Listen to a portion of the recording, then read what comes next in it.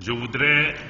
au nom de son Excellence M. Ibrahim Boubacar Keïta, président de la République du Mali et chef de l'État,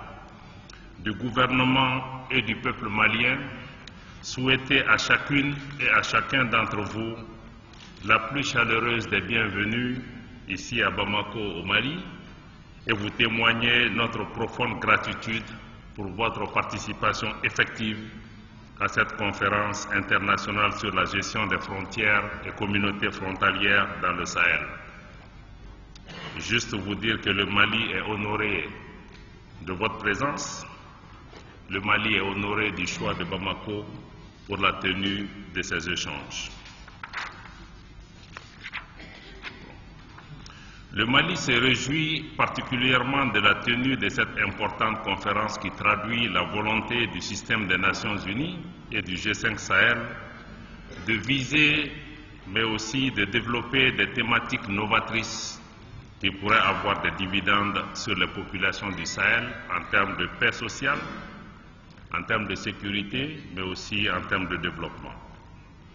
Et ce, dans un esprit de solidarité et d'intégration, mais aussi avec la pleine conscience d'une communauté de destin entre nos pays.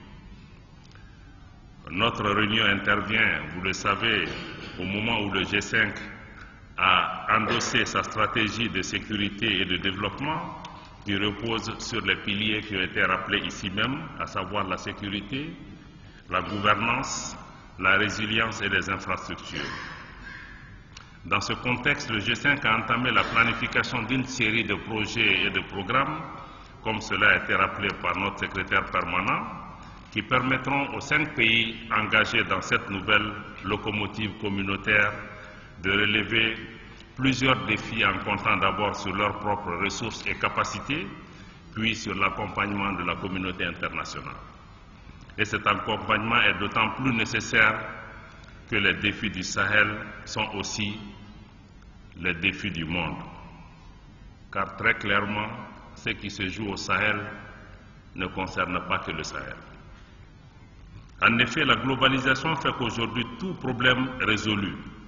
même partiellement dans l'espace sahélien, en termes de paix, de sécurité et de développement, est une contribution à l'édification d'un monde plus sûr, plus harmonieux, tout au moins plus vivable. A contrario, tout problème persistant au Sahel a des répercussions sur le voisinage immédiat et sur le reste du monde. Il en est ainsi du terrorisme, comme cela a été souligné par des collègues, du trafic de drogue,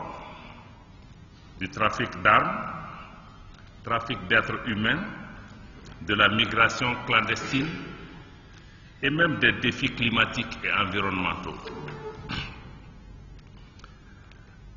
Excellences, Mesdames et Messieurs, permettez-moi, en ma qualité de ministre en charge du G5 du Mali, de rappeler que le G5 qui a été créé par les 5 pays regroupe les pays sahéliens qui sont les plus menacés ou les plus exposés aux menaces qui dominent le paysage sécuritaire sahélo-saharien depuis une vingtaine d'années. Je les ai nommés le terrorisme, le trafic de drogue, le trafic d'êtres humains, la migration clandestine et l'irrédentisme et beaucoup d'autres défis. La vision du G5 repose sur la création d'un espace de développement économique et social soutenu par une bonne gouvernance démocratique dans un cadre de coopération régionale et internationale mutuellement bénéfique. Ce cadre de coopération présente la particularité de lier la sécurité aux questions de développement avec l'homme au cœur de ces binômes. La conférence qui nous réunit ce matin a pour objet, vous le savez, la coopération à travers une bonne gestion des espaces frontaliers, tant au niveau national que local. Donc cette conférence est naturellement bien à propos et bienvenue. Par ailleurs, l'ambition d'encourager le développement d'une large coalition d'acteurs afin d'induire les effets de changements structurels significatifs et durables est un facteur de consolidation de la paix et de la stabilisation et de la cohésion sociale dans notre région. L'implication des collectivités dans la gestion des terroirs, leurs biens, et de leurs espaces frontaliers est sans doute l'une des meilleures innovations de ce siècle débutant. Elle permet un certain nombre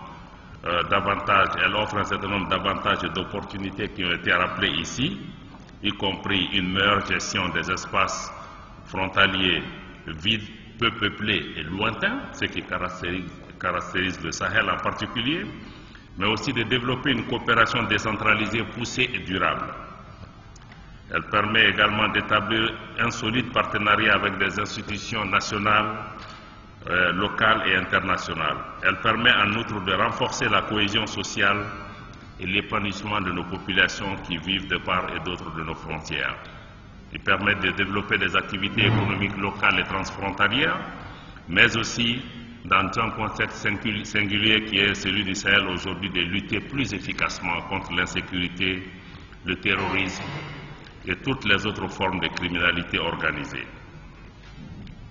Excellences, Mesdames et Messieurs, un autre aspect fort intéressant qui sera abordé au cours de vos délibérations touche à la lancinante question de la radicalisation,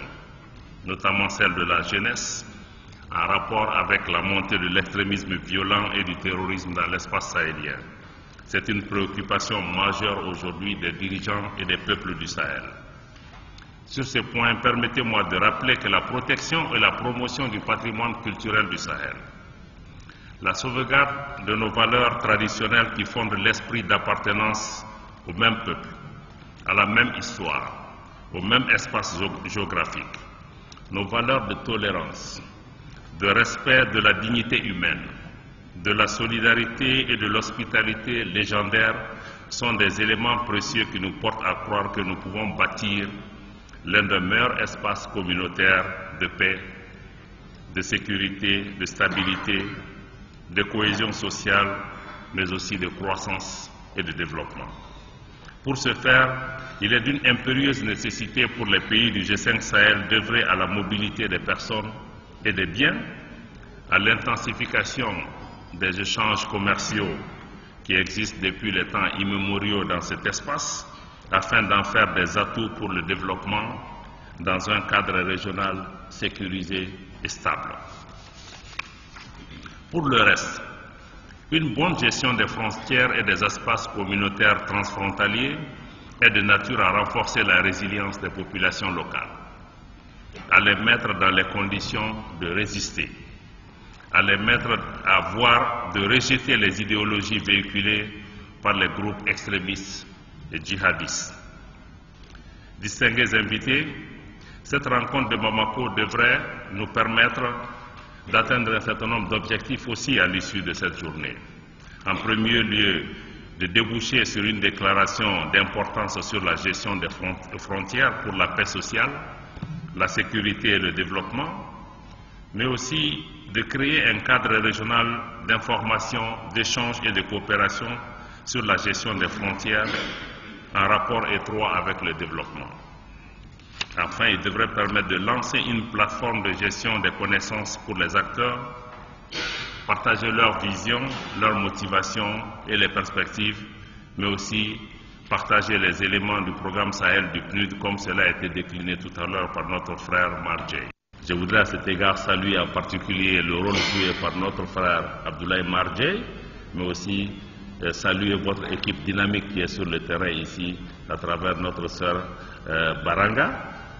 et aussi Boubou Kamara qui travaille avec nous et dont l'engagement résolu n'a jamais fait défaut.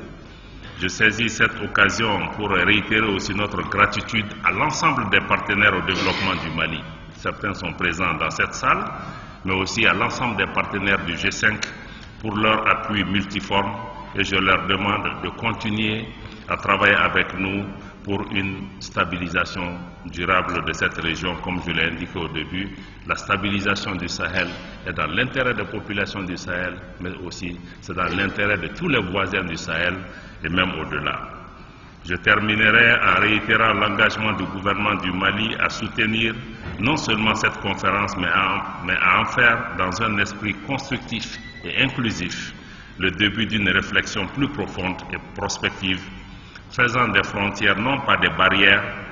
mais des ponts, non pas des obstacles, mais des passerelles,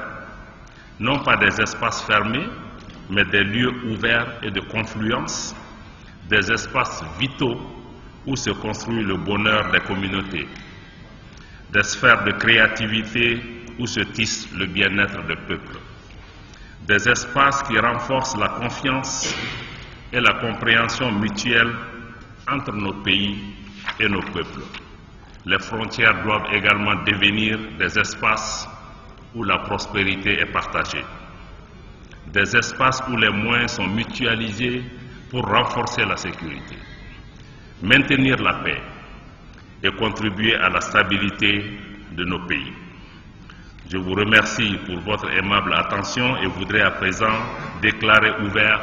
la conférence sur la gestion des frontières et des communautés frontalières au Sahel. Merci beaucoup.